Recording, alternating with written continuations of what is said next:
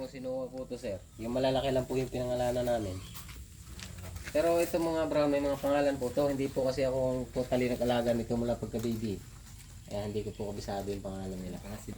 Ito pong isang malaki dito sa loob, yung tinuro nyo po sa inyo, Genesis po to. Yun po si Sarah. Itong maliit na itim, si Leo.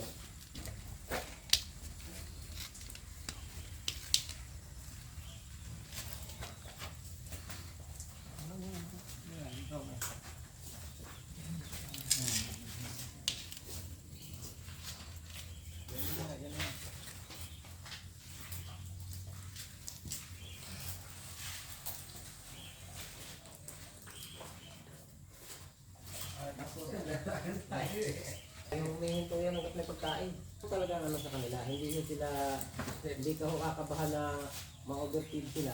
Kasi kaya may natakain ko yan. Pagkain sila na kain ito yung kain.